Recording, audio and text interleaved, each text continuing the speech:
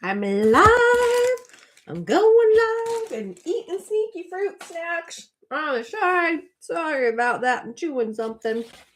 I am so hungry today. I don't know what's wrong with me. I've had 2 breakfasts. I'm having a snack. Gonna have lunch after this. Okay, we are here today. Hello. Working on the fairy lantern. Man. Okay, make sure that is out of, and that is out of. I set the camera a little bit closer. You're still kind of far away. Are you close enough to see like this battle damage from working on my shredder armor yesterday? It is impressive. I learned some really important lessons about making sure you sand metal edges before you put armor on that I will be remembering in the future. Okay, let's take stock of where we're at because it's been a little while. Like every 2 weeks doesn't feel often enough, just for continuity for like my own brain, but it's still pretty regularly. I mean, I shouldn't forget this much. I have been tiling the roof on this fairy lantern. That's what we're doing. We are continuing work on the fairy lantern, and my hope of all hopes is that we get within sight of being able to do some priming and painting today. So we have the roof to finish tiling, which is looking really good. All I've got to do is the corners. I'll probably start with that because it's boring and I just need to set it off to the side to do its thing. I need to finish detailing the outside. And last time we were experimenting with the felt and foam glue. Well, it looks like it's set up really good. I'm going to just, oh, did you hear that pop? There's a chance I glued some of this. Oh, it's okay. It didn't take any damage. I could have been gentler, but it's not really how I roll.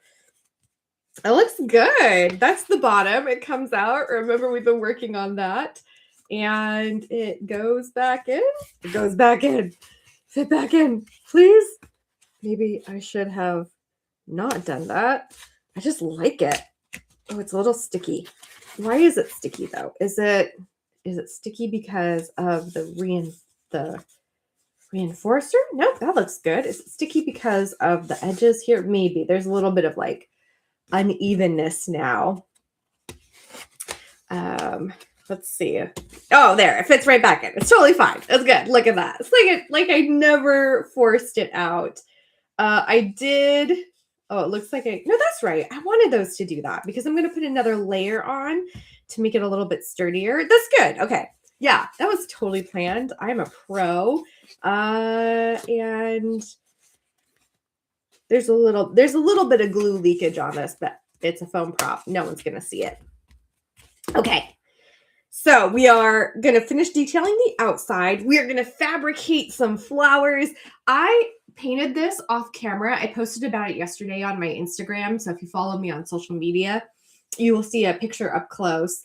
I just used my paint wall is looking a little bit sparse because I'm working on another project like downstairs off camera.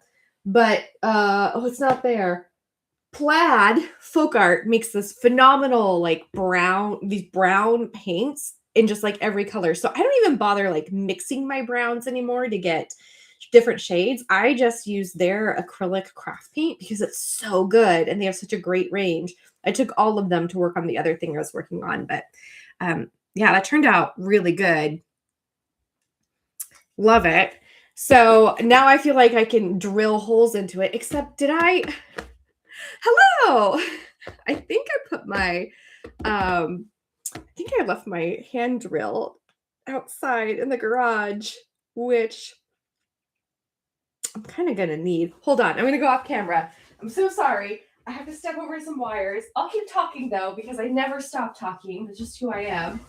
I have this like hand drill set that I like to use on crafty stuff because it's easy to make smaller holes and it's a lot easier to control than like a power drill. And I was working on my next video and I took it outside in the garage to prep for the next steps and I left it out there and I need it. Okay. I'm going to be right back. Dead air. Don't judge me. And I'm not going to run because there's stairs and I will fall down them. And you're going to see that I am wearing comfy pajamas.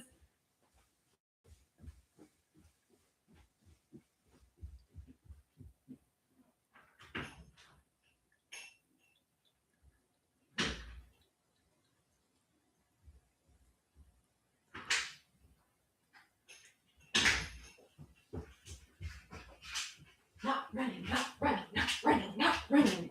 Okay. Whew. I need to exercise more. This is it. It's literally like a little $10 hand drill set that I bought off of Amazon. I use this thing so much because I can like control it, and with stuff like freeform air. Thank you for holding down the fort. Yeah. I was so impressed at how prepared I was for filming and forgot about this. But I did prep other things because I want to make some more of these little mushrooms, and then I'll put like some lights in them and like boop, boop, boop, boop, boop. It'll be super cute. And these are just, there we go. These are just like a little silicone tube, which I spent 20 minutes trying to find where I put that tubing. I did find it. It was in my pocket. Oh no, it's right here. It was hidden away, not as organized as I would have liked it. And then this, the cap and the body are just Instamorph. So I have hot water prepped and a container for that. Man, I don't even like really need the tube. I just need it for shaping it. Interesting. Did I glue this on? Oh, I did. There's a little bit of glue in there. No wonder it was so good. Smarts. Okay, and then I need to fabricate the bottom detail. Bring it together. Let's start with the boring stuff. The roof. It's looking like a roof though, right? Like I am really happy with this. I know the red is a little bit off-putting, but it will eventually get painted, and that will be really cool, I think. I might even grab like my wood burner and like put some texture into this maybe a little bit later. We can take these little pins out and oh, you didn't just see me pin myself.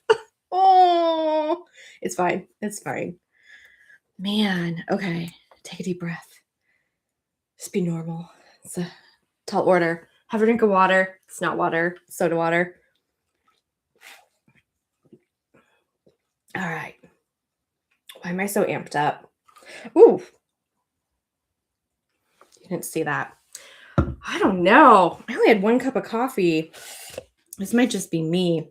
I feel like I have a lot to do, like I've been working on a lot of different things in a lot of different places, and it leaves me feeling a little bit frazzled. So as I was getting ready today, like there's just a lot of stuff being coordinated. Whew. We're going to focus here because I've been really looking forward to crafting, like just hanging out and working on this together. It's my happy place and calm down. I might turn the air conditioner on in a little bit. It went from like really cold to really warm very quickly. So I don't think we're going to get a break this year with the like non-air conditioning time. I remember last time we were here, I was experimenting with cutting the pieces into kind of like a trapezoid shape, the rest of the shingles, so that I could stack them on the corners. And that's why I had the pins too, because I bet you I'm going to need to pin them in place. I don't think these are going to hold with just the glue. Although I could just do hot glue.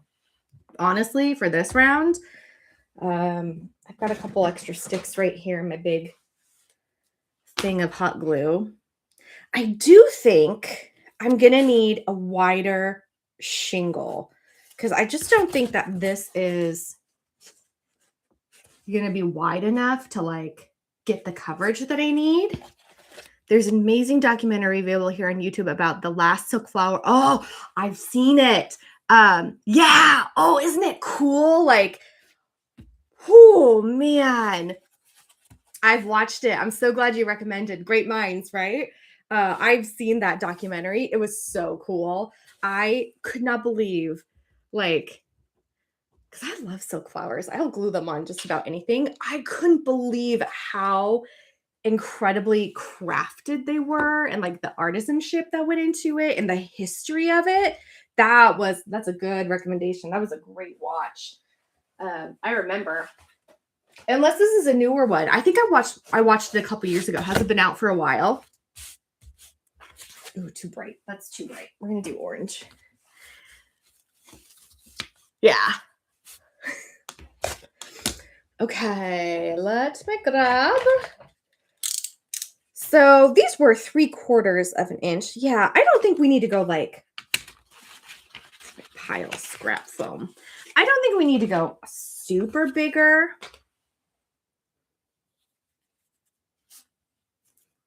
Right? No, I think an inch is fine. I don't need to get super crazy specific. Maybe that's why I'm so amped up. Some spoilers. I have been building a rotocaster for my next video. And a rotocaster is a machine that like you put your molds that you're casting from into it and then it spins it. So like you put your resin in there and it spins it and it creates this hollow shell. So your casts can be hollow, which is very cool. And they're really expensive to buy. So I'm making one. Anyways, I found a tutorial that I've been following and it's really, really helpful.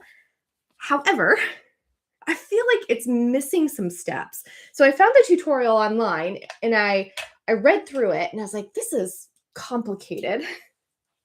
And then I tracked it down to the original Make Magazine tutorial, which was a little bit clearer. I got all the stuff. And then I've been building it and like, I mean, I think you probably know me from hanging out so much that like I'm a little bit fly by the seat of my pants sometimes with things that I know what rules to break. But with this, I don't. So I have been very like follow the steps exactly as they have been like listed. Anyways, I have been very detail oriented and I got to a point yesterday where I could try it out and it just like didn't work at all. Which is on brand at this point. So this morning I was like working on the machining part of it, which was very detail oriented and attempting, we'll see if it works, trying to 3D design this like part to hold another part to nest in another part. So I had to do all this like I was in the garage with my why can I never remember the name of this tool? I don't know why. With my rulers, my like very, very specific and like highly tuned machining rulers, and then trying to translate that into a 3D print. And anyways, it was a lot of really detail oriented work and it kind of like amps me up. I think that's it. I think that's why I'm feeling so like it has to be exactly right. Just because for a little while it did have to be exactly right. But that is not the case with this. I think that will work great. So this shingle is just an inch instead of 3/4 of an inch. And I tapered it into a trapezoid rather than a rectangle. Calipers. Thank you. The last time I was like stumbling over the word caliper, I kid you not, like I walked away from the camera and I was like, oh, caliper. Yeah. So of course, I was sitting here, can't remember it for the life of me. Yes, calipers. Thank you. These are the ones that I took from the school when I vacated the position on accident. I was just packing so quickly. I love them. They're like a lifeline for doing work with 3D modeling when you have like actual things that you can measure. 10 out of 10, do recommend investing in. How many do I think I'm gonna need? 1, 2, 3, 4, 5, 6, 7, maybe? So times 4, that's 28. We'll see, that's a lot. Yeah, calipers. Yeah, I have a digital caliper and it's awesome. It's great. I think the battery is dying, but that's an easy fix. Okay, we're just gonna use hot glue on this. Like I'm ready to get this done. I am tired of futzing around with it. I mean, it's been really fun. Um, but I want to paint it. I want to decorate it and get this figured out and paint it. Because I think that will be really relaxing. Okay. And you know what? Like, I'm not even going to measure the taper. I'm just going to, and this will just give it a little bit of individuality. Each shingle will be just a little bit different. They don't need to be the same. I clearly did not like cut out 28 of them. I will make sure that this edge will work before I commit to it, which is a mistake that I have made this week about cutting things out before making sure all my measurements work. Lesson learned. All right. Awesome thing about calipers is you can use them without batteries. Oh, that's true. Yeah, they do. You're right. I don't have to I mean, I love the digital part of it, but you're totally right. I don't have to. Gosh, and I was measuring this morning. I was measuring this little, it's not really little, but it's a DC motor, a high torque, low RPM DC motor for the Rotocaster. And the calipers worked so good. So thankful to have them. And I use a lot of I also use a lot of little metal sewing rulers. I love those things. And like this OmniGrid ruler, like those are a lifeline for building things. My personal opinion. Okay, I'm going to turn this over because I don't want this smushing on the ground. And if I use hot glue, I probably don't need to use the pins and I won't stick myself with them again. Less blood drawn. Hot glue. Put that away. I love rulers. I know. You know what I don't have, and I just need to bite the bullet and get though, is one of the architectural triangular rulers. I would love one of those. I had one at some point in time, and it's on a journey somewhere else. But I have used those in the past too, really effectively. Really appreciate those.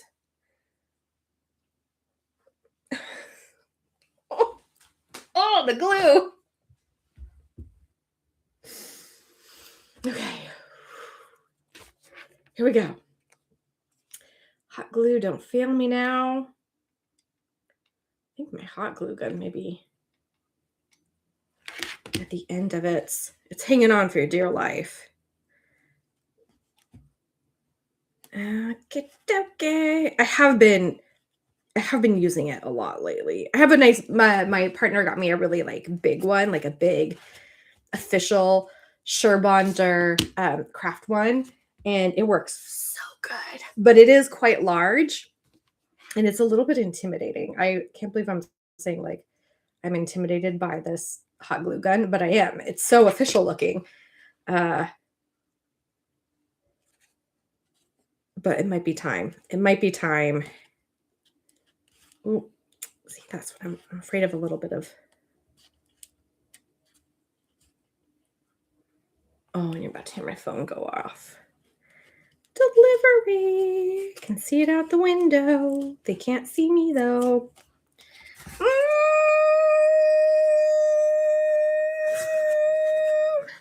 I have one of those with the handle. Oh, that's so cool.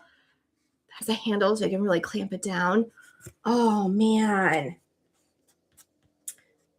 I just started using, speaking of more ruler stuff,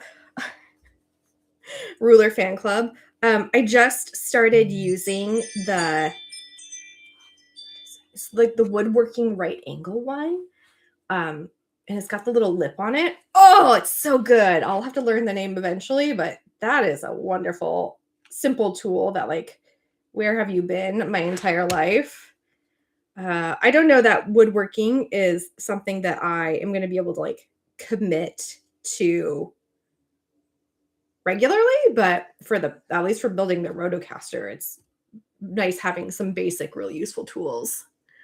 This is the Ruler Fan Club. I don't know if you tuned in for that, but definitely what it's becoming. There was a time in the beginning stages of my cosplay obsession where I just didn't care, and I just like free built everything. Not a worry in the world about precision or measurements. And it was like, I think about that often because sometimes when I get like really fixated on machine level precision and symmetry and angles and whatnot, I remind myself that like, oh yeah, remember Heimdall? You just like made that up. You just drew it on the foam and cut it out and called it good. Square. Square. I love it. Oh, thank God you guys get it. I appreciate you.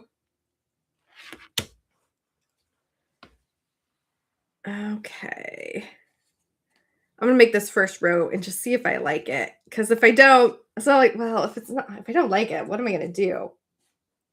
Nothing. I'm gonna keep going. Do I think it's ruining what I've built? Not really. I do kind of wish though that maybe I had just like, I can go back and kind of like give it a little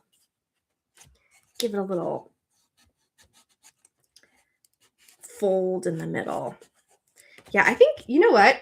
The fold is fine. This isn't bad. I like the glue, the felt and foam glue better than hot glue now for this, at least.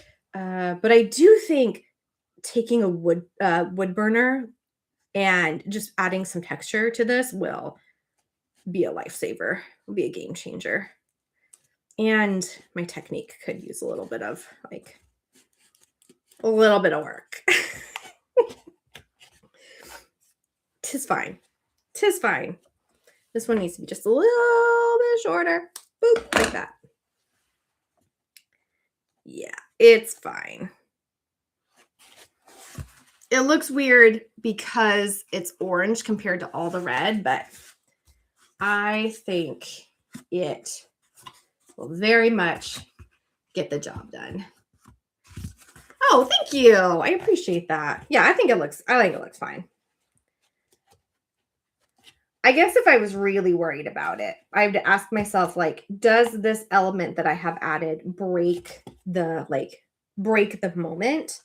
Like when you're looking at a costume, to me, that's where I feel like when I've succeeded in building something is when you look at something and you are totally immersed into it. But if there's an element that takes you out of that, then that would be a point of revision in my mind. And I don't think this takes me out of it. This feels very like what you would find with a tiled roof, in as far as like texture and consistency for being made of 2mm EVA foam. And aside from the color being different because I just ran out of red foam, I don't think it takes your eye out of it at all. I think it looks honestly like what I've seen contractors do when they put tiled roofs on. Roofs. What's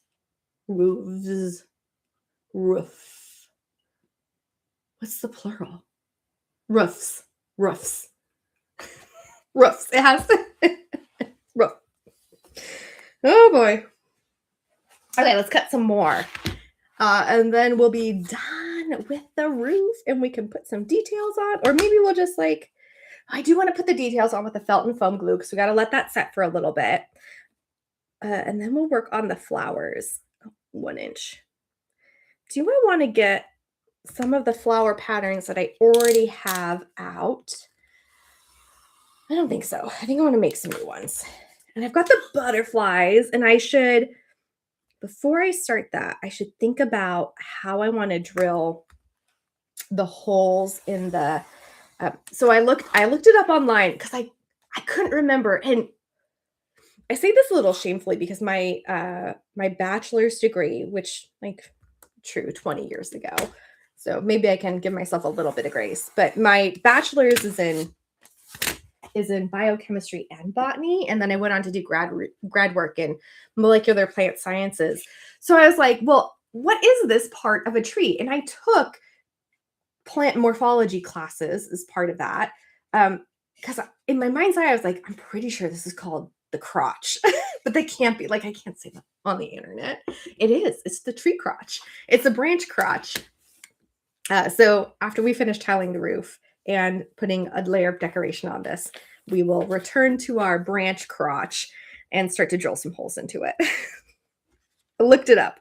I double checked. I should have trusted my gut on it, but I couldn't. That can't be what it's called, but it is what it's called. I'm sure there are other names for it too. I mean, when I say I looked it up, I spent like less than 5 minutes on it. I should have read some journal articles. Maybe you should do some fact checking for me. All right, cutting these out. Do I want to use orange for the next level of detail on the lantern? That would make it pop for sure. Sometimes that's easier to see initially when you do it with like different colors consistently. 1, 2, 3. But we'll cross that bridge when we get there.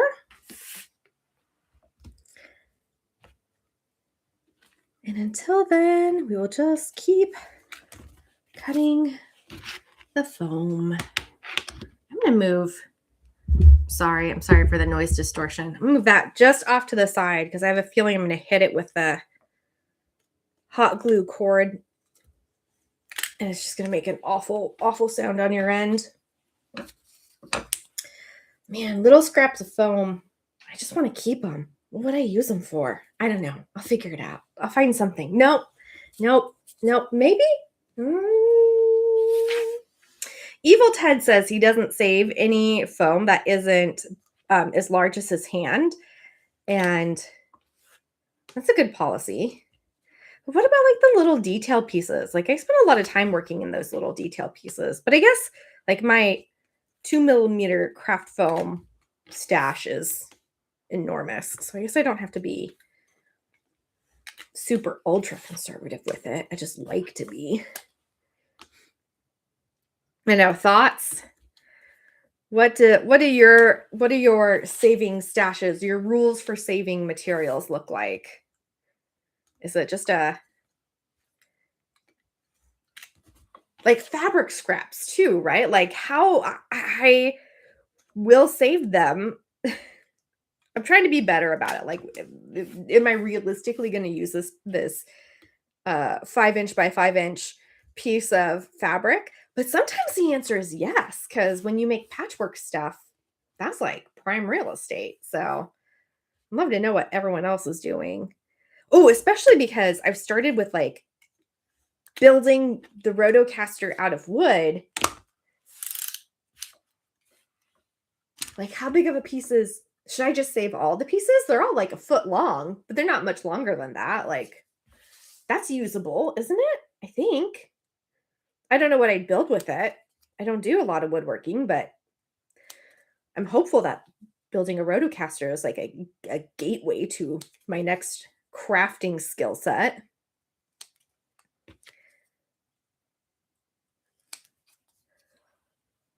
Depends on how expensive. Oh, that's a good point. If I can't make a pocket from fabric scraps. Like, oh, yeah. Or a belt pouch. Okay, that's good. Yeah. Think about cost. Yeah, this is real cheap. I've been trying to channel Bill Duran as I've been working on my shredder armor, which is not this project, but you know, off camera. And like, here, I'll show you. It's not like it's hidden. It's literally right here. Like, look at this. These are mock-ups. These are fails. And like they're a progression of fails, but like I started with like, is this even going to fit and do something? And then like, oh, let's curl it and see if stuff lines up. And like, okay, let's build the backup structure to see if it fits. And no, it still doesn't. And oh, now I've changed the look of it. And does it still fit? Not quite. So like, same thing with the van brace. And this is just like one of dual sets.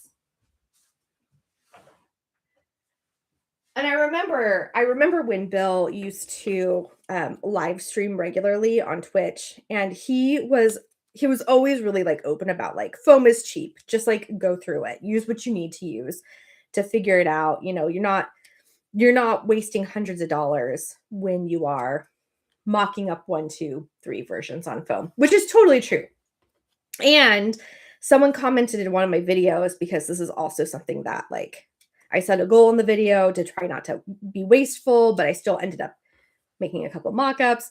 And they made a really good point about like, oh, that's just part of if you're making something new, you're learning how to do it. And then you share that. So the next person who makes it is a little bit more efficient. So you're building on this like foundation of knowledge. So think of it, you could reframe your thinking in terms of like, it's an investment in your own learning and skill set.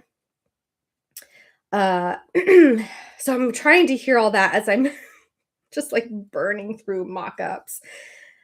I think I'm there. I think like I'm ready to make my final pieces. And I don't know that I would do this with any other cosplay, but because I'm going to like Cosmicon and I'm going to have I hope we can talk about this. The stage show is hosted by Yaya Han. So I am going to have time to speak to Yaya about the build. And that for me kind of like ups the ante. Like I know what I did my first armor set and what worked really well and what didn't. And now I want to make it better. Plus, I just want to wear the cosplay. And right now it's a 2-person cosplay. Like I need a handler and I want it to be a 1-person cosplay. So I'm doing some things differently, specifically with that mindset. Anyways, it's hard. It's hard because my internal talk is like, don't waste it. Use every, like once it's gone forever, which is not necessarily true. But that's my fear.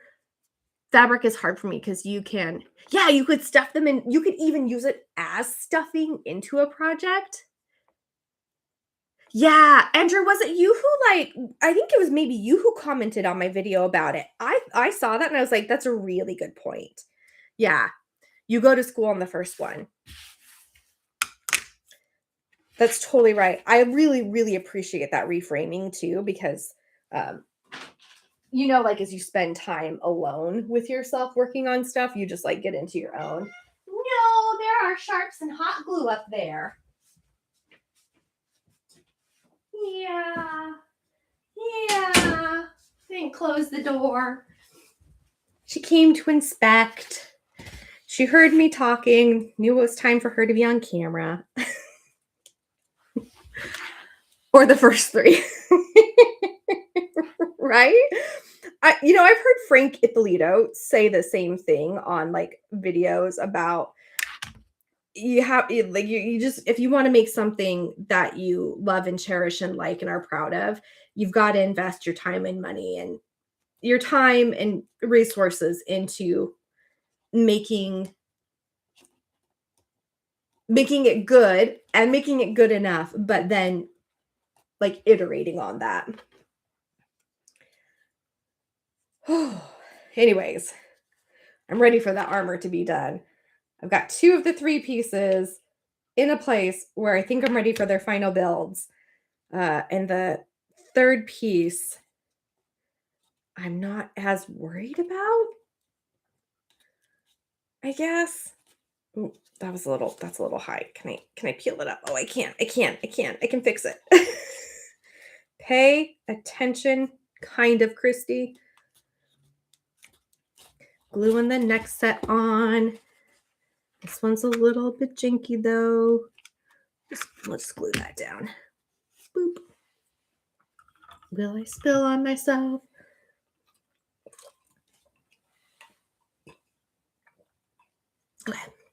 Okay. Do a little fold in the middle. And then we'll glue this one down. I got some bad news that I figure I will share because I was really hoping to, with this, build some more using Cosbond Reinforcer. And I went to restock my supply this week. And it turns out they're not making it anymore. And I've been messaging with them. They're so nice on social media through Insta. And I'm going to have to find, so now I'm going to have to find a new like substitute for Cosbon's reinforcer, which I love that stuff. I can't believe they replied to my panicked, like, where can I buy this? Where is it? And they were very, very nice about it. But if you are a Cosbon reinforcer fan, it's time to start to like look for some dupes or some alternate materials. And if you find it, will you let me know what it is? I used reinforcer on this to secure the magnets into place in the base of the fairy lantern. And I guess I could have used duct tape. I mean, I could. Duct tape has a texture on it. Even like the different brands of duct tape all kind of have their own look and feel. I'm also a big fan of electrical tape. That works pretty good. But there's something special about the reinforcer. Their double-sided tape still exists. They rebranded that, I learned. That's okay. I'm not a double-sided tape person, not very often. So that was less like heartbreaking for me. But if you're a Cosbon reinforcer fan, it's time to start to figure out what else is out there. I'm reminded how effective like hot glue can be. I made like my first 7 costumes just out of hot glue, even seams. I don't anymore because I'm worried about like busting out of it. But I used to do it just fine. And I recently discovered, E6000. Not just E6000, but E6000 Premium, which works pretty well for foam and PLA, like 3D printed parts. So excited about that. Although my E6000 game is sadly lacking. Row 2 done. Oh, little flyaways. This is the part that I don't love about hot glue is all the little flyaways. I could do that. Was it like the dollop at the end? I hear that helps, but oh, and this little piece is kind of sticking up. Do I care enough to glue it down? I do. Just a little bit. Just a little bit. I've got some little burbles coming out. That's why I don't love hot glue for this anymore. Yeah, I used to have a real hot glue game. A little less now. I think I got spoiled with contact cement.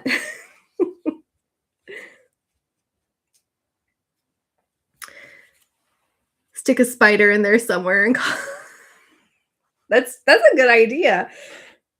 If I didn't hate spiders, I hate them. I hate spiders. I won't kill them. I won't smush them.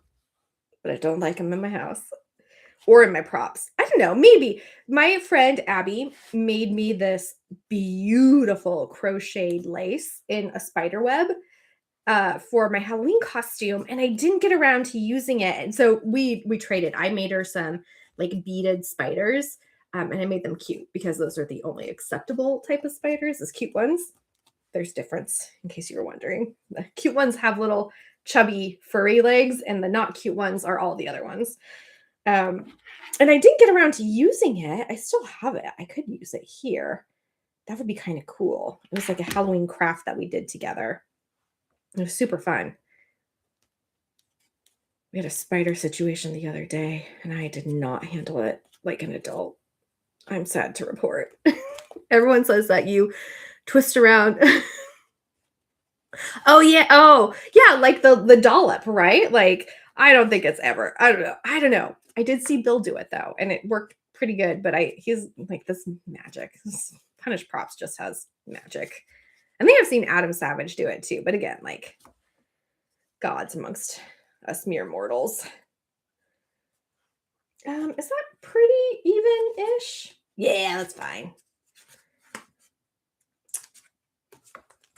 That hot glue cooled down and didn't stick before am I doing this right? Do I have it on like the low setting? Is that the on or off button? If I do this, what happens? Yeah, it says it's dual temperature. I have a feeling I have it on the low setting. Like a real noob. Oh, there it blurbed. Damn. It's fine. We'll see. It's cooling down pretty quick. I should have a little bit more working time than that, I would assume. Yeah, they are cosplay wizards. It's true. I know. I once got to speak to Adam Savage, like at a meet and greet at Rose City Comic Con, but also there was during the years unto which we don't often speak during the pandemic, Savage Industries hosted a like box of supplies make something contest. I don't know what to call it. They had a box of all these extra supplies. Down in Creative Studios was also Beverly was part of it. And so like I signed up, I paid for the box. They sent it to me. It was just full of random stuff. And I was supposed to make something with it. So I did. And then we had like a video conference with all the different contestants and we got to share what we made. And it was so cool. Like seeing what people put together. There were some people, I remember this. I really remember it because I was just like, I never even thought of that. There were some people who made stuff like it came with foam and glue and paper and cardboard and tape. And then we could use whatever paints and other adhesives that we had. And some people made like working parts on their builds, which was I was like, but it's foam. But can you do that? And like they did. It just blew my mind. And then somebody ended up the winner, which was so cool. They also made theirs out of the box itself. Oh man, it was like one of those mystery build challenges or like use all the material challenge builds. And it had forever imprinted upon me creative ways of using materials, but also I had like 3 minutes to like in person show Adam Savage what I had built. And I wish I was first. So like I was not prepared. And I panicked and I wish I had sounded a little more eloquent speaking to him, not like my normal kind of like overexcited puppy chatter. But still it was super fun. And I still have the build. It's on my wall right outside my door. And then as a thank you for participating, he sent out a bunch of signed art prints. So I have a art print from him too. And then just as things were starting to lift from the pandemic, he was a guest at Rose City Comic Con. So I went and met him and brought the thing that I made and he signed it. And oh, it's wonderful. It's a wizard. He's a wizard. He is a wizard. He's a maker wizard.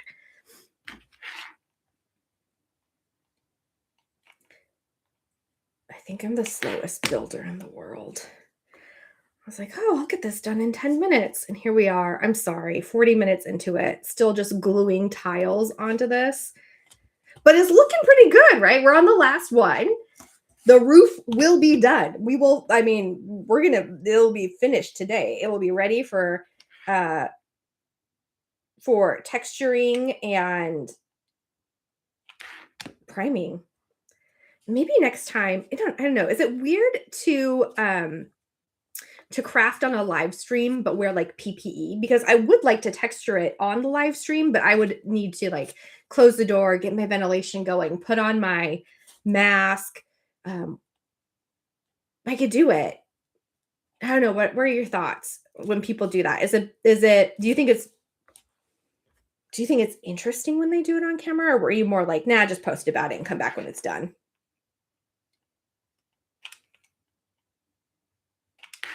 I always wonder. I love seeing everything, but I think I was going to say a weirdo, but that's not true. I mean, it is a little bit. I am unique in that I really like details. I like to watch people make stuff in real time because it gives me a sense of like, oh yeah, that took me that much time as well. So like it's, unlike what doom scrolling does, it totally like warps your sense of reality and how long it takes to make stuff. Yeah. Oh, good. I'm so glad I'm not the only one. Like I saw, is it Trine KN? There's a maker. It's a maker on social media. And she made this huge puppet from um Horizon Zero Dawn. That's the name of the game, right? Yeah, Alloy. It was one of the like animals in it. I haven't played the game, so I don't know. But it was this incredible puppet build, and it has all this foam work and this armature and this like really cool engineering inside of it. And the maker has been incredible about their like posts and reels are really interesting and um, well executed and pretty cohesive. But like it doesn't show they're not showing like how long it really took to figure these things out. And those are the details I love. Like I want to know, am I the only one who failed 5 times figuring out how to make a pauldron? Maybe I'm just looking for validation. Tell me I'm not the only one who like had to try it a couple of times to get it right. And that's always been me. I've definitely been a little more like particular about it as I think my craftsmanship has improved. But even in my first builds, I was building stuff a couple of times to get it right. Like, I remember when I made Saber, which is like this queenly from Fate Zero. It's an anime. And I was sewing velvet for the first time. And I didn't know about like grain direction. I didn't know about pile. I didn't know about like how it shifted. So the first iteration of the costume I made was a mess. Like, and that's me being kind about it. It was a disaster. And then I decided it was like it was a really important moment. And I was like, I think if I do it a second time, I can do it better. So I did. And I can't tell you what I did. If you sew regularly, you're just gonna like internally cringe. I applied interfacing to the back of every piece of velvet in that pattern that I made with like my iron directly on it. And it worked. But I told my friend that one of my like friends who is like a serious tailor, and he's just like, I can't believe you. What monster? And I was like, yeah, correct. hmm Velvet is, although I've recently discovered scuba knit is also a monster to deal with. These are like 2 fabrics that if I never have to deal with them again, I will be happy because they are so challenging. I think these top ones need to have a little bit more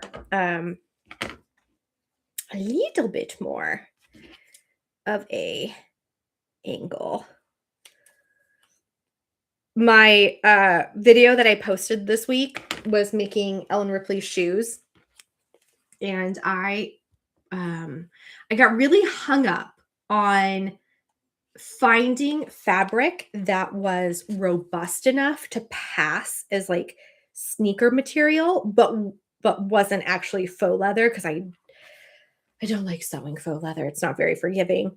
So I found scuba knit, and I found it in all the colors I was looking for from one seller, and it was all like the same thickness. And I was like, okay, I think I can make this work. Like I think this is it. And I got it and sewing it, and it just slips and slides everywhere. So I had to like baste all my pieces down before I sewed them, or like sew the textures in and then trim around it. It was so hard, and it didn't pill. It snagged everything. Everything made it snag. It was awful. But they turned out real good. There they are right there in the corner. I was really happy with them. In the end, it took me a couple tries to get it done. And I was like, I guess in that case, I had no problem with iteration because I know I will never, ever sew with that fabric ever again. Like I finished it and I will not be repurchasing it. And not for any fault of the fabric itself. It's just a tricky fabric to work with. And if I don't have to If I don't have to subject myself to that, I am not going to. I work in fabric. Oh, knits. I know. Knits are the worst. Oh. Oh, thanks. I appreciate it. I think they turned out pretty good for shoes that I've never made before. Oh, Jennifer, I went to Mill End Fabrics a couple years ago, and the the people there are so stinking knowledgeable. It's in Portland, and I bought some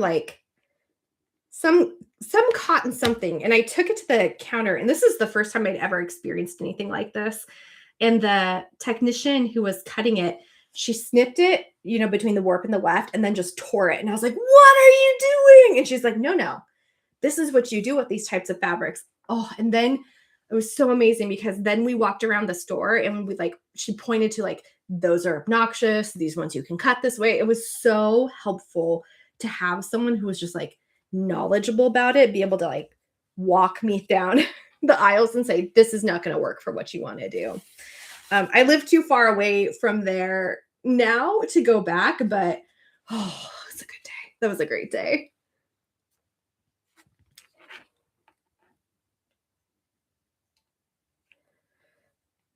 I learned something making those shoes that I didn't include in the video, and I kind of wish I did now, but I didn't know it at the time.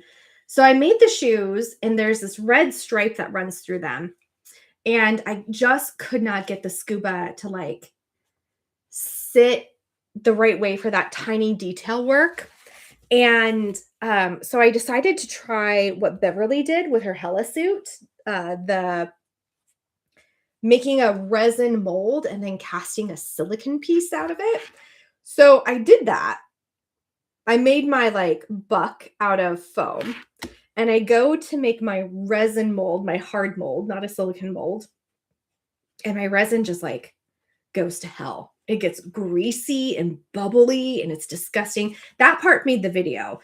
And I was like, I don't know why. And most of the time when stuff goes sideways with resin, I just chalk it up to I did something wrong, which is totally true in this case. And so I go on to redo it and it works. And I thought it was because my resin went bad. So I threw out my old resin, and I didn't have very much of it. So I didn't waste a lot of it, but I was sad because I'll use every last drop of it.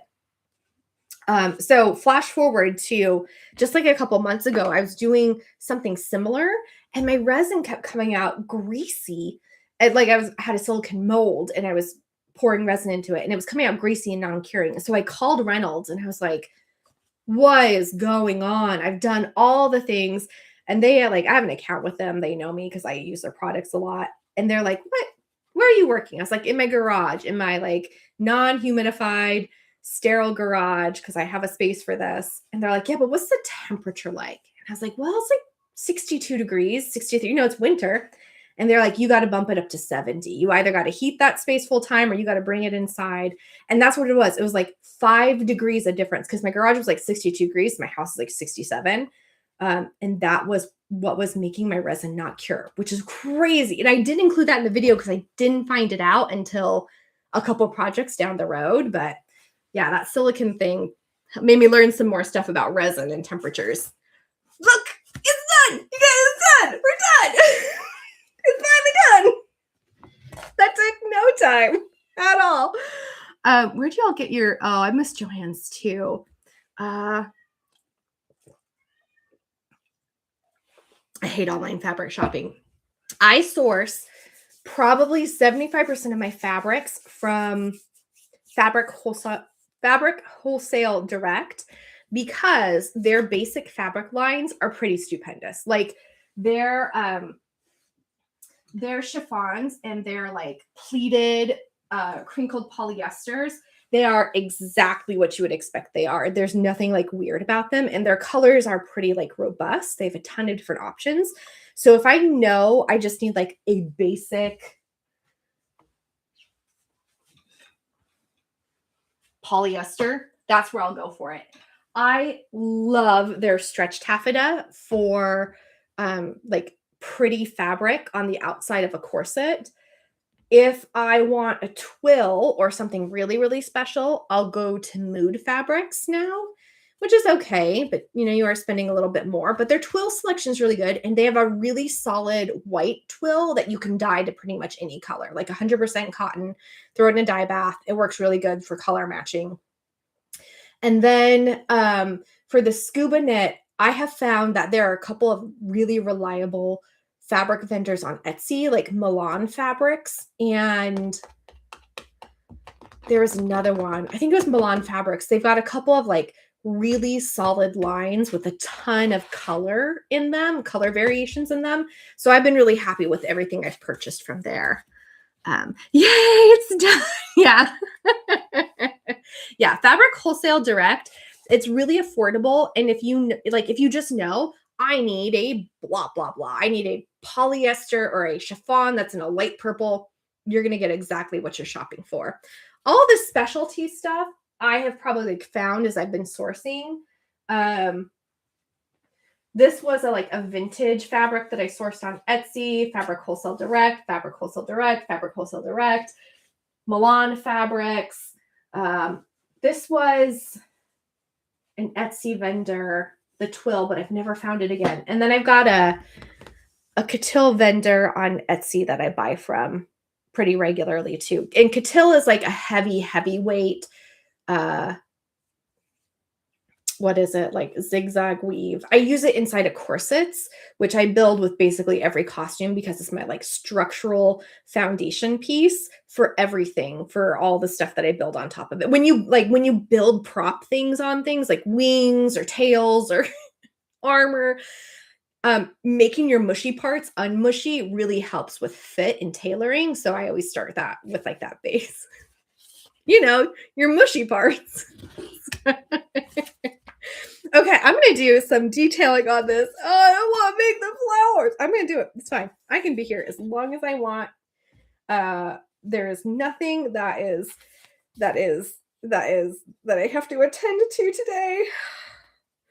I'm going to do orange. I'm going to make orange. I have some red pre-cut.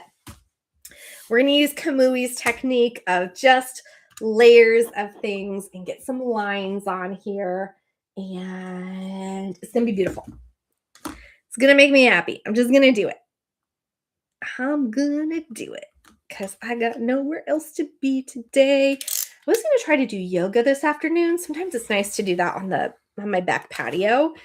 But there is a speedway nearby, and I can hear every single car, and it's not very relaxing. So I might stay. I might abandon that idea and just craft and find my joy. Because I could use just some happy spaces. Okay, I'm just cutting out little a little bit less than half-inch strips because all I want to do is add some details, some like dimension to the top of the things that I've already added. Also, I buy Yaya Hunt fabrics. Oh yeah. When her fabrics came out, I was like, these are crazy expensive. They can't be worth it. But it turns out they're really good. Currently, yeah, yes, her brocades are wonderful. They're lovely. I feel really silly about how judgmental I was when she first launched her fabric because I happily will now eat my words. Her fabrics are phenomenal. I can tell there's a lot of time and thought she puts into them. Not just like the design, but the quality of the fabric. Like those 4-way stretches are great. I read her book. I just finished it. I don't know if anyone else has read it. It was really interesting. Like, I thought I was pretty knowledgeable about cosplay, but there is a lot in there that I didn't know about. And not necessarily like anything, it wasn't anything like dramatic, but it was just a insight into a world that I came into, later than she was. And also, I just think she's a really interesting creator. I'm about to cut up an old leather coat. Yeah, that's... You know what, though? I would rather reuse something that's probably dead to you in any other way and bring it back, like give it a second life. That's how I try to think of stuff like that. Yeah, you're giving it a second chance at life. It's something that you're going to cherish. My feelings, my thoughts on it. Not that you asked for them. I love that.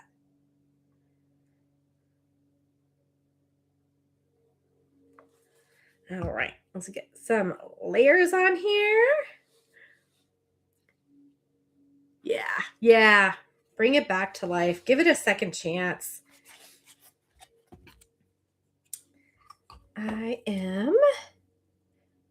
Last time I told you, I just I'll put these pieces down and then I will cut them, mark them with my X-Acto knife and then cut them to size.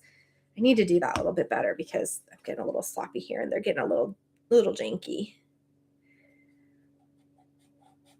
But I've already dulled my X-Acto knife. I've been using it to cut 6mm foam for shredder armor.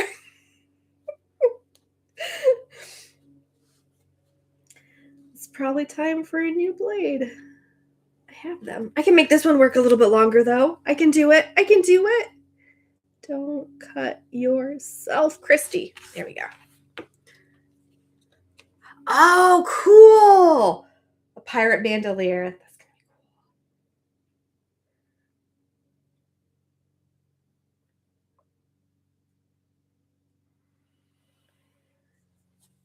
cool. Yeah, it's going to be, I agree. It's going to be so worth it. That's going to be really neat.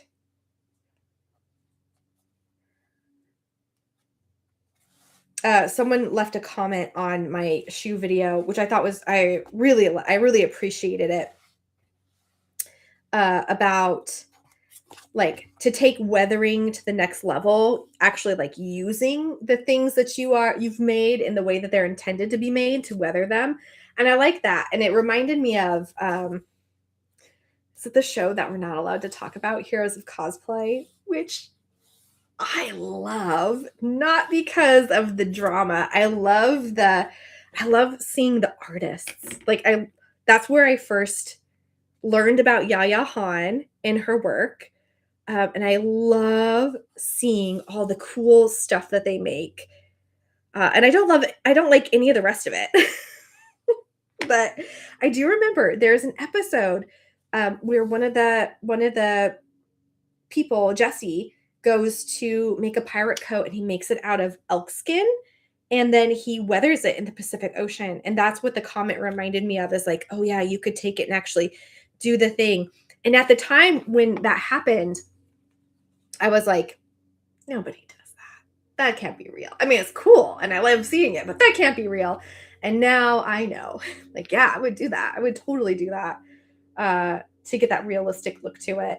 It's nice that you're recycling an old leather coat because it's already probably got some attitude and personality to it. So I bet you can get away with doing a lot less because it's already there.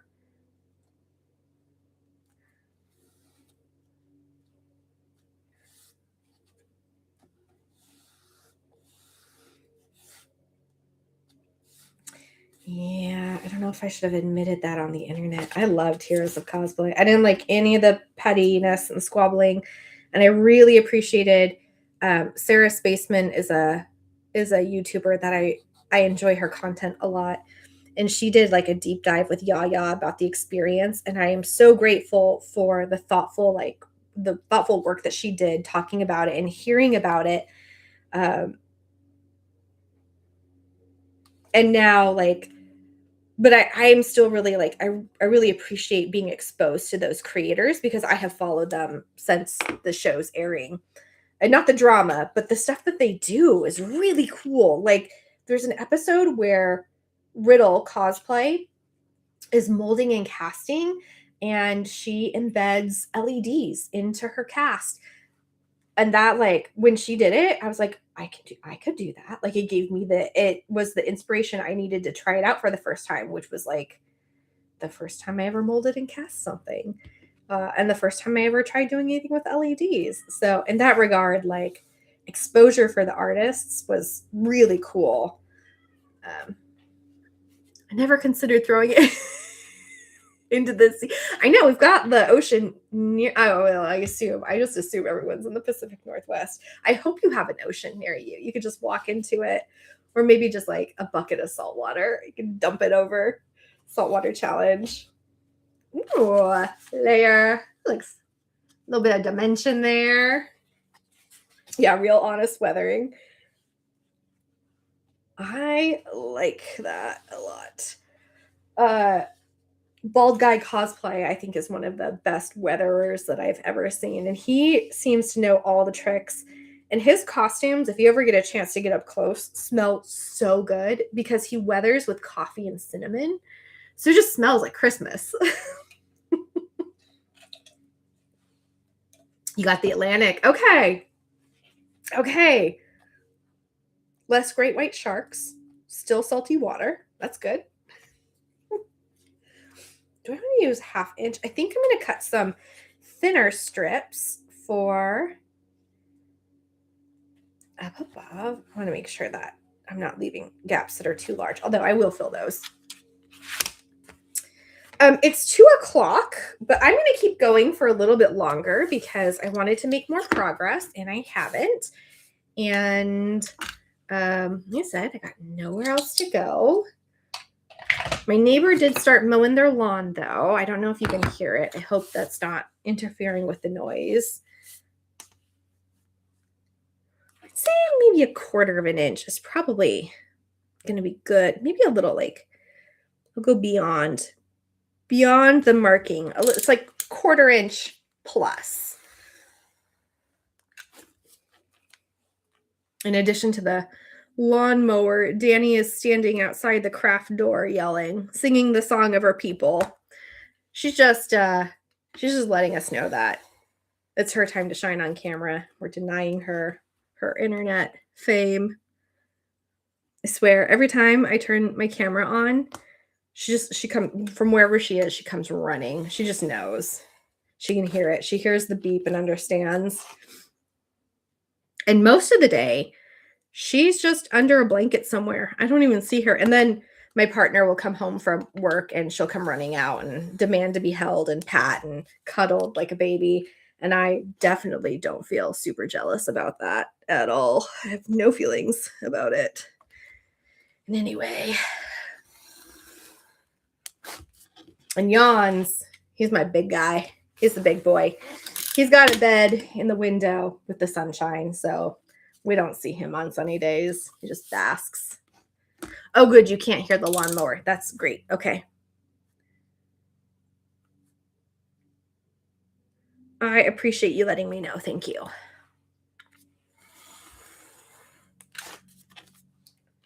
I'm going to do 8 because 2 for each corner, and there are 4 corners. Me off.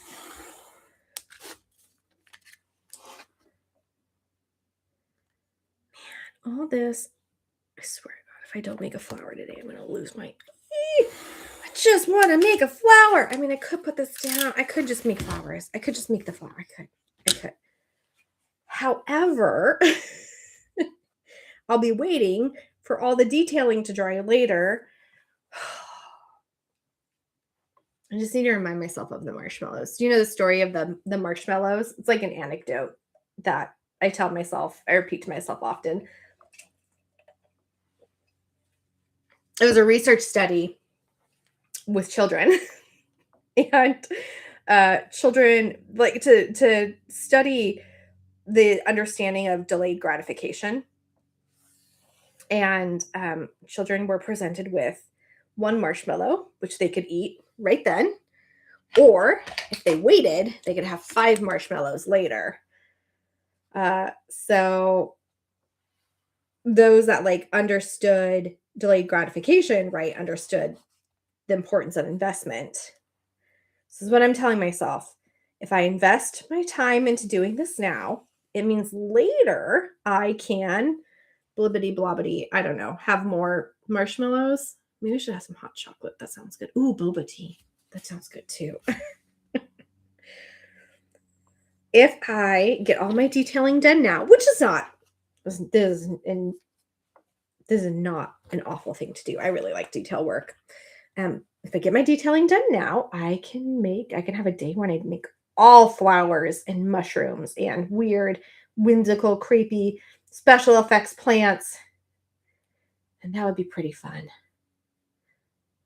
I do like that idea. My 5 marshmallows.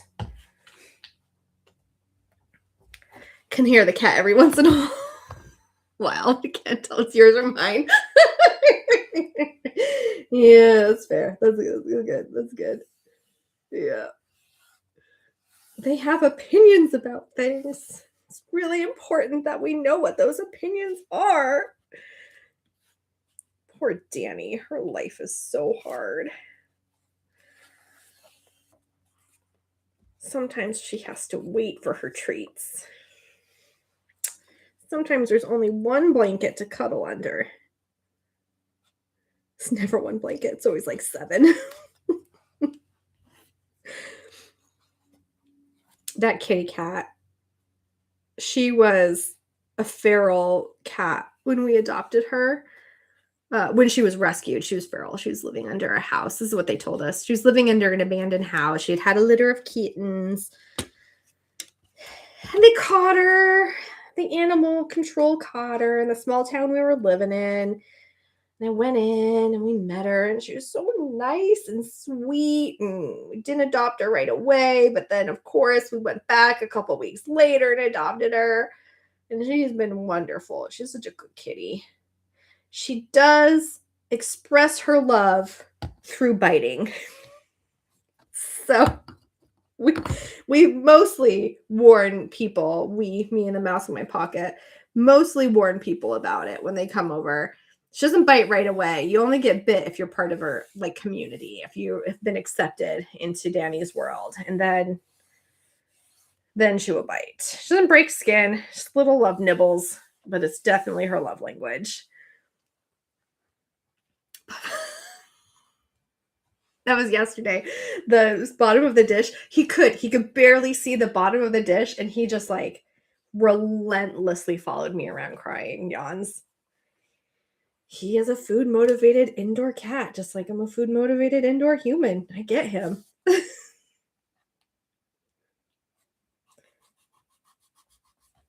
Okay, we're getting closer. Have you seen the meme of the cat just like rolling on its back, but father, I am but skin and bones? I feel like that is yawns every single day. He gets a treat in the morning and he gets a treat in the evening. He has food all day he could eat. He does sometimes have a hard time accessing the food dish because Danny, who loves poof balls and hair ties, will fill the food dish with them. Like they're her babies, and she'll bring them, she'll warble as she carries them, and she'll bring them to the food dish. She'll leave them there to, I assume, eat the crunchies. And then every night she picks out one of them. She'll leave like a bunch by the dish, and she'll go and she'll pick out one after she has her treat. And then she'll go to the master bathroom and murder it in the bathtub. Every night. I don't know. I don't know why. I just know that I've never used the tub in the master bathroom because it's her murder tub. I mean, I'm not necessarily a bath person to begin with, but she definitely owns it. Maven from the Onion.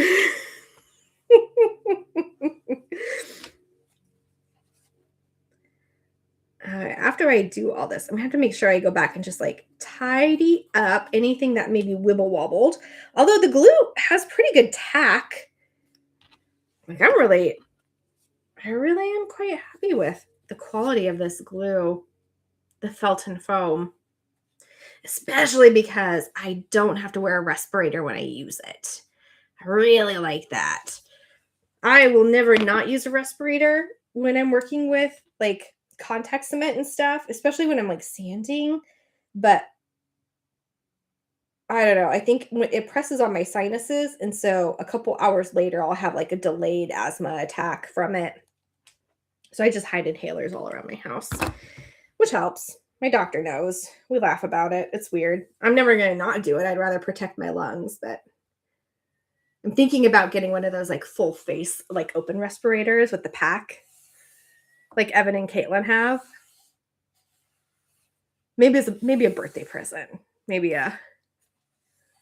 I've gifted our bathtub to you have a turtle? Oh, that's so amazing. Does it like the bathtub?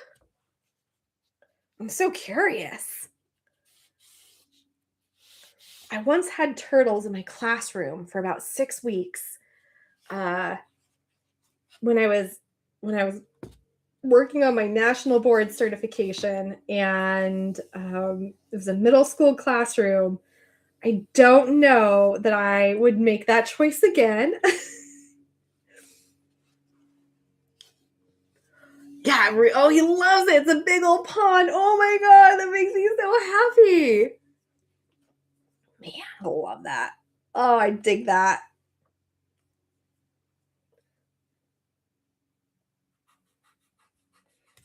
I don't even remember how I got the turtles. I know I ended up giving them to one of my students. Um, and it was just one of those, like, it was too many things to take care of, and I lived too far away from the school to, like, be able to care for them properly. And I'm very particular about if you have animals, you need to be able to care for them with all the love in the world. He's a retired class. He is a retired classroom turtle. Started fighting the other turtles. Yeah, they get really territorial, right? Like, that was the problem with I had 2 of them, and I got them this huge tank for the classroom, but they would fight each other during class. And I was working on my national board certification, and so to do that for teaching, you like have to videotape yourself teaching a lesson and then analyze it, and you do it a couple of times. And they were so disruptive to what I was doing, but also like I realized really quick, like I couldn't take care of them the way they needed to be taken care of and give them the love that they deserved. And so one of my students ended up adopting them, a really great kid with a wonderful supportive parents who were like totally on board with it. But yeah, they get real feisty whenever the camera was in the room. I have no idea how they knew, but they seemed to know every single time. And at the time I was teaching this, that was a hard year. It was a hard year because of national boards, and it was a hard year because of my particular set of kiddos had some like challenging needs. And I was teaching this one student who was actually quite delightful, but struggled with Tourette's disorder and anger management issues. And so, like, things would happen that, like this 7th grader would have normal human things happen, like your lead in the pencil broke or you ran out of eraser, stuff that like we learn to deal with and plan for. And just because of where he was in his life and his journey, he couldn't handle stuff like that. And so he would lose it. And it turns out the noises the turtles made would really set him off. And he loved them. And so like, I felt really conflicted about it. Because I also wanted to find ways to like connect with him. So we gave the turtles away. He was sad, but I ended up like getting a bunch of books for my classroom from someone else. And so I had read a number of them, and he was really interested in reading them. He didn't have the patience to read though. So he would just read the last chapter of every book. And that's how we bonded. Like I knew what happened in the last chapter of every book, and he would just read them, and then we would talk about it. Gotta go. Thanks for hanging out. I really appreciate it. I appreciate your time and comments. Have a good day. Yeah, I'm going to wrap up here. I'm going to get this last bit on and then wrap up. I did get a lot done. I just didn't get to the fun part yet. And I keep posting it in my like description. I feel like it's being clickbaity, and I hate that. I hate clickbait. Oh, but I appreciate you all hanging out with me and doing this. I do feel like 110% less spastic and better and less on edge. So this has been really, really helpful. And you all have been wonderful. It's been great conversation. Thank you for all the engagement in the comments. I look forward to this. My videos on YouTube, the season ends next week, but I'm starting season 2 is already like in progress filming. I am still going to continue live streaming though, because I just like it. I like hanging out with people. I love crafting, and this feels like a really great space to, I don't know, spend time with cool nerds who like rulers. I think we get along just great. So I'm going to keep doing that every other week. And maybe I'm thinking like between videos, maybe doing it once a week. I don't know. That's a pretty big commitment. Twice a week is good, but it is a long time between. I'll have to think about it. In a perfect world, so like my first season of YouTube videos, I spent a whole year filming and editing and putting it together because I just had to like learn it. And now I have a sense of how to do it. And I want to say like I could publish a video every 3 weeks, except I don't think I can. And just like Con Crunch, I am not willing to participate in Video Crunch. So I feel like the live streams are good between that. And I want to say that there'll be like a video a month, but I'm not going to put that kind of like crazy pressure on myself, you know? That's really fun. It's really joyful. I'm doing this because I want to learn some new stuff. I want to give like this art thing a try out, see what the creative space looks like, share it with as many people as I can. Oh, thank you. I'm really glad I started doing these too. It's really nice to hang out with people. I know we're through a camera, but to like hang out with people who also like to make weird stuff, fun stuff, cool stuff. It just brings me a lot of joy. So I really like doing this with other creators too. When they have live streams, I try to hop on as much as possible. Oh, I said I was going to be done. I want to get one more. So here are the corners that look kind of good, right? And I know there's some gapping and stuff, but that will get filled in with primer, and we'll actually like go in with some filler. But I might just squeeze it just a little bit to tighten it up. Oops. Shifted that one up. So that is something. I do like that this gives me working time to kind of like massage it into place. Yeah, I think I said that last time. I still like that. Not just a first impression. I still appreciate that about this glue.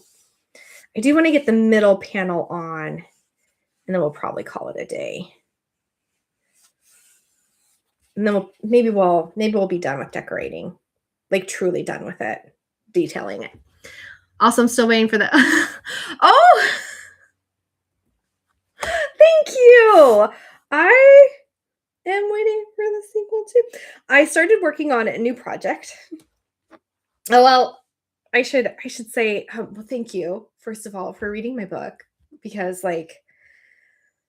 oh boy, howdy. I know it wasn't an easy task, and I really appreciate anyone who made it through it. That like work of heart for me, a story that I just wanted to tell. So thank you. I have spent a lot of time thinking about what a sequel would look like for it. And I have ideas. I don't want to spoil anything. And I would really like someday in my life to be traditionally published. There's always a dream of mine growing up. And not to say that like self-publishing isn't publishing. Like I have a book, it's got a cover, it's been professionally edited. I was beta tested. Revisions were made, right? Like I think I cut those too wide. So it is in no way not a real achievement. It was a huge amount of work, and I'm really happy that I persevered through it. I have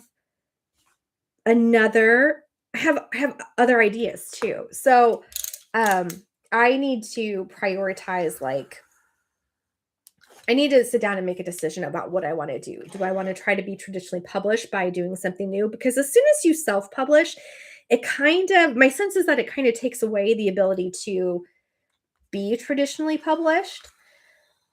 I have a new world that I think could, I don't know, maybe get me past the hump of like getting seen by an agent. And I started working on it, and I got about halfway through it, which is generally how I write. Like, I don't write linearly. I write when I get moments. And I got about halfway through it, and then I started filming. And after my first video, like, I turned to my partner as like, I love both of these things. I only have enough creative and emotional currency to do one at a time. So I decided to like really commit to YouTube, to filming the first season to see how I liked it. I really want to commit to my second season too, but I would also very much like to do some writing, and I have goals in that arena as well. Do more writing. I like writing. I don't know that I'm any good at it, but I like it, and I believe it, like making stuff, is a skill that you can get better at with practice, like most things. So I'm willing to put in the practice. Yeah, I just need to find the time.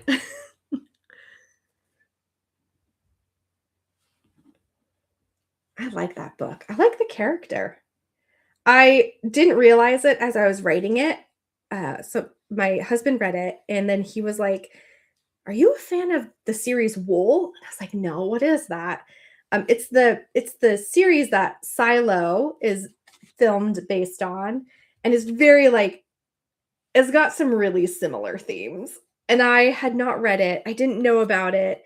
But now I have, and I was like, "Oh wow, great minds, I suppose." But I do notice like there is a lot of similarity there.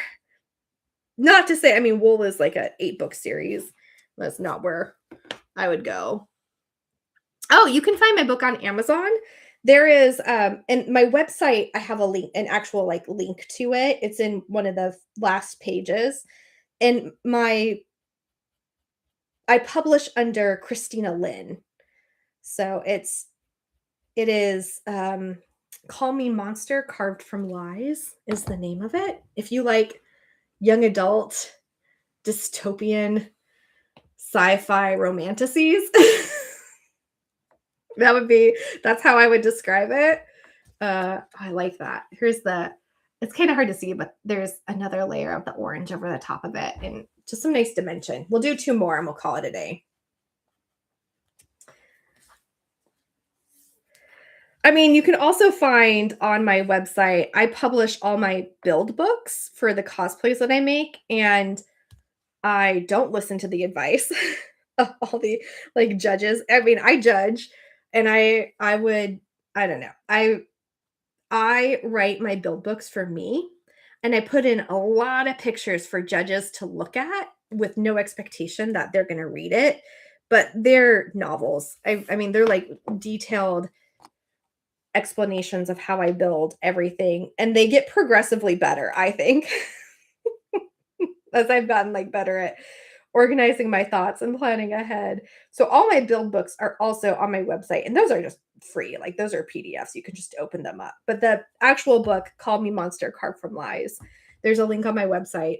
And I think there's a link on my Instagram too that will take you to Amazon where you can buy it, and it's on demand print. I mean, but it's got a cover. Like, it's got a real cover, real art that's done for it. I worked with a graphic artist to design it, and the inside has been edited. I mean, there's still typos and stuff because it's a 120,000 word book. It's a novel. It's equivalent to oh no, it's not 120, it's 110. It's like Hunger Games, the length of Hunger Games. So there's still like some stuff in there, but it is put together. I tried. I put effort into it.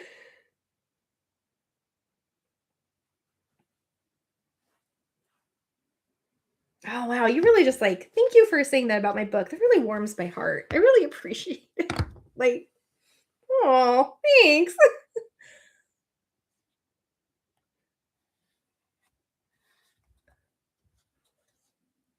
feel like I'm blushing actually from it. It was such a nice, it was a lot of work. I really, really appreciate that someone enjoyed reading it.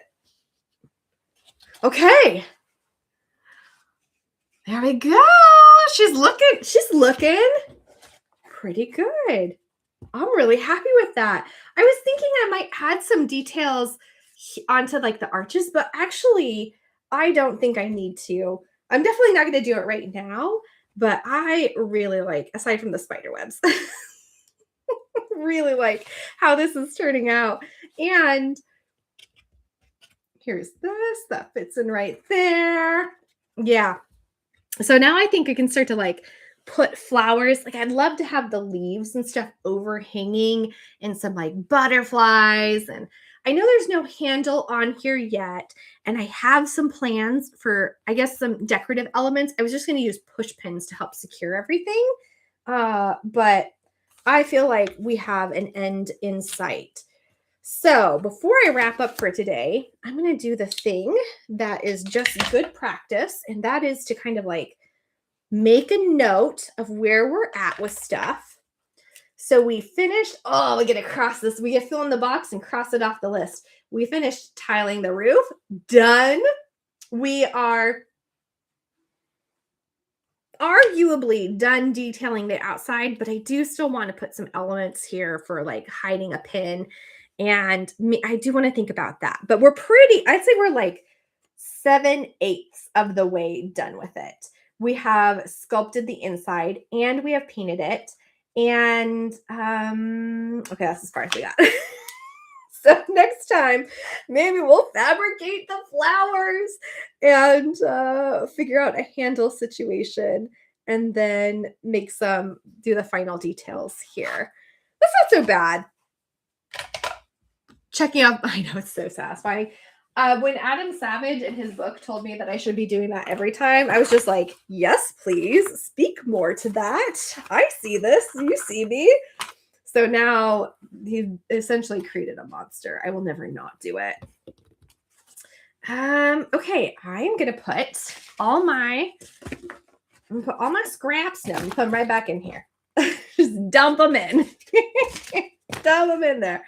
And that's really satisfying to see that like that. Put that there. I'm going to put this right here.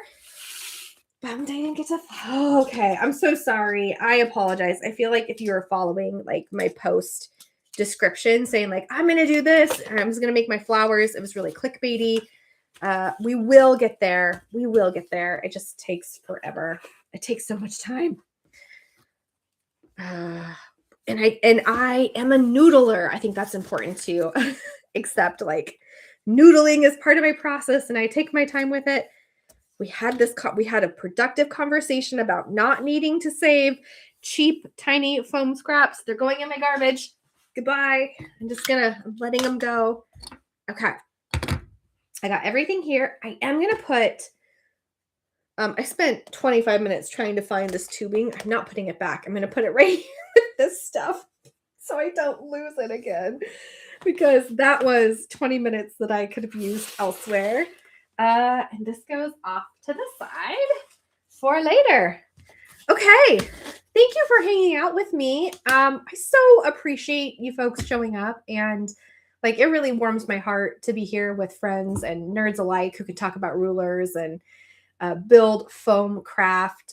I hope your Sunday is wonderful and relaxing and keep your eyes open. Next Monday, my final video posts about Ripley, which is a vlog of the photo shoot since I have never done a photo shoot before. And then I'll be back the following week to make some special effects flowers. Maybe. Yes, we're going to do it. We're thinking it. I'm going to manifest it. It's going to happen. Have a good week too. Thank you so much. I'll see you next time.